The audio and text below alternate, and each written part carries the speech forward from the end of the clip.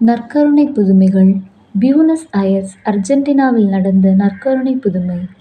1992ஆம் ஆண்டு மே மாதம் 1ஆம் நாள் வெள்ளிக்கிழமை நடைபெற்ற திருப்பலி முடிந்த பிறகு சில நற்கருணைத் துகள்கள் திருமேனி துகிலில் இருப்பதை குருவானவர் கண்டார். இந்த சூழ்நிலையில் திருச்சபையின் சட்டப்படி நற்கருணைத் துண்டுகள் ஒரு தண்ணீர் நிரம்பிய நற்கருணை பாத்திரத்தில் வைக்கப்பட்டது.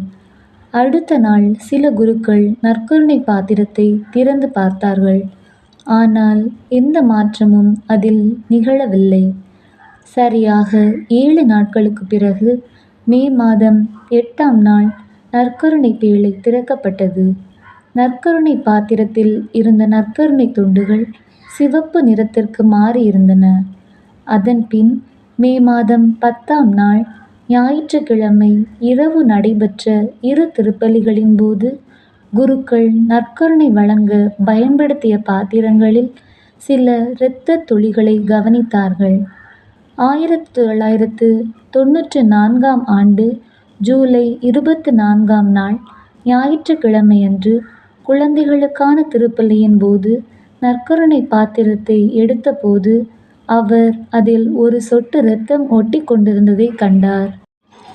1996ஆம் ஆண்டு ஆகஸ்ட் 15ஆம் நாள் தூய விண்ணேற்பு அன்னையின் பெருவிழா திருப்பலியின் போது குருக்கள் நற்கருணை வழங்கிக் கொண்டிருந்தனர். அப்போது நற்கருணை தவறுதலாக கீழே விழுந்தது. எனவே அதை திருச்சபையின் வழிமுறைப்படி கரைக்க பாத்திரம் நிரம்பிய தண்ணீரில் வைக்கப்பட்டது.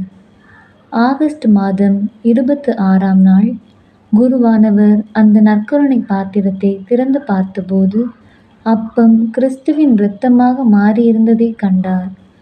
பின் சான் பிரான்சிஸ்கோவில் உள்ள ஃபாரன்சிக் அனாலிட்டிக்கல் ஜெனடிக்ஸ் ஆய்வுக்கூடத்திற்கு DNA பரிசோதனைக்காக வழங்கப்பட்டது. DNA பரிசோதனை முடிவுகள் 2000 ஆண்டு மே மாதம் 1ஆம் நாள் அன்று வெளிவந்தது. அதில் மனித DNA இருப்பது கண்டறியப்பட்டது என்று, ஆனால் எந்த மனித மரபணுக் குறியீடும் பெற முடியவில்லை என்றும் வெளிவந்தது. இத்தகைய சான்றுகள் திவ்ய நற்கருணையில் மாபெரும் இயேசு மெய்யாகவே பிரசன்னமாகி உள்ளார் என்பதை நமக்கு எடுத்துக் காட்டுகிறது. எனவே நற்கருணை மீது உள்ள பக்தியில் வாழ்வோம், வளர்வோம்.